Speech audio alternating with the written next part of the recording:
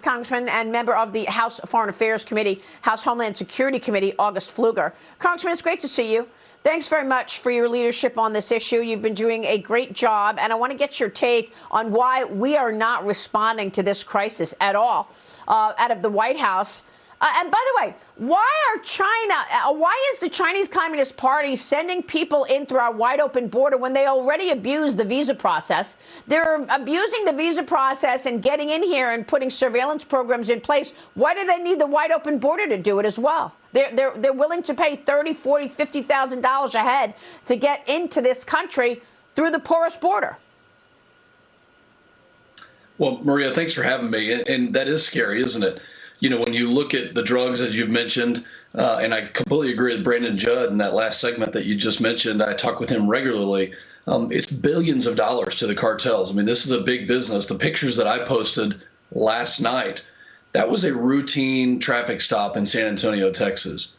And this is something that has to be understood, is that the amount of drugs is overwhelming. What it's doing to our society, to our communities, to our kids, the 100,000 plus deaths. And to your question about the Chinese Communist Party, why are they sending people through a porous border when they already abuse our visa system?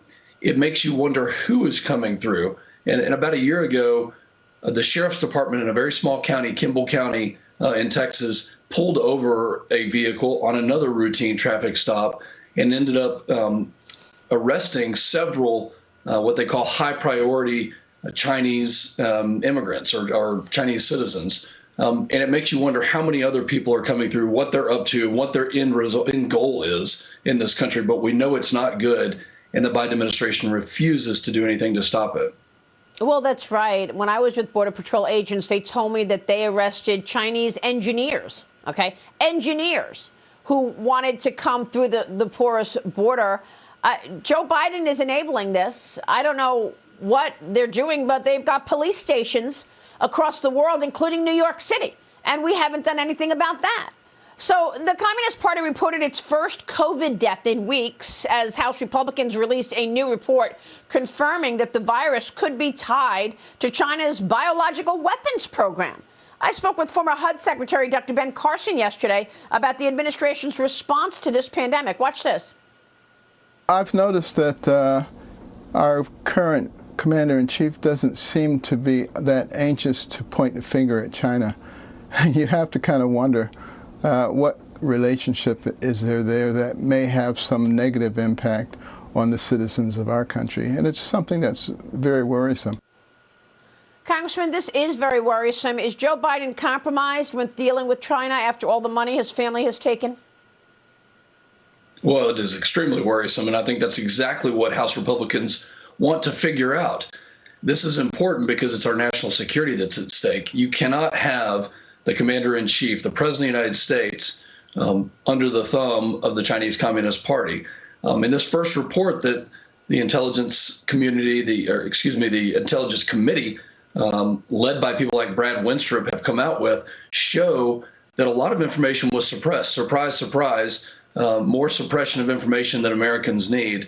And when it comes to the family of the president, what their business dealings were, the American public deserves to know, because this is our leading adversary. This is our pacing threat for military technology. This is the country that is doing the most damage worldwide, and we absolutely need to know, and especially when it comes to the origins of COVID, what happened, because millions of people were affected by this. The deaths across not just our country, but across the world, the businesses that were shut down. We deserve to know. I'm glad that the committee has done this, and we're going to get to the bottom of it. Well, I mean, look, your district in Texas includes the Permian Basin, and this is one of the most rich areas, the richest areas for the potential for America to be energy independent. And the Biden administration's actually even selling oil to China.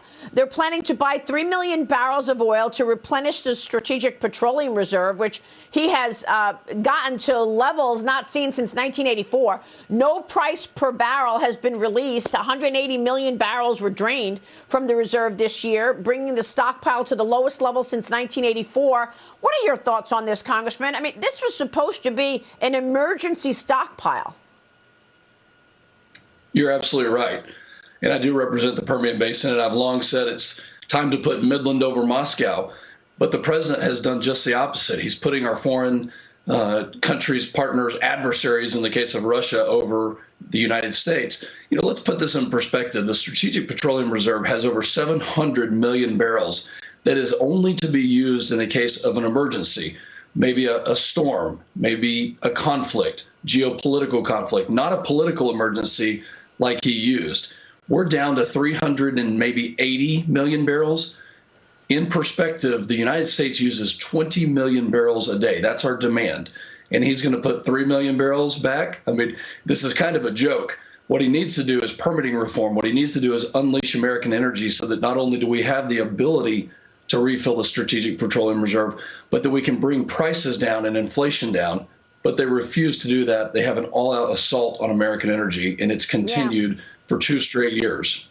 Yeah, and they want to do windfall taxes. They want to do new attacks on oil companies. Congressman, before you go, I'm about to speak with the chairman and CEO of Chevron, my special guest, in about 1 hour. What would you like to hear from the CEO of Chevron, given their expansive facilities in the Permian Basin? Well, it's like any other company there. We're very proud of what they're doing with American jobs, with Texans who are producing the energy. And I would ask him what his plans are to push back on the administration on permitting, on unleashing. What does he need to actually go out there and get to the point where America can be energy dominant again, where we don't have to rely on other countries? Yep, it's a really important question, Congressman. It's great to see you this morning. Thanks very much. Merry Christmas to you. Happy holidays. Congressman August Pfluger joining us this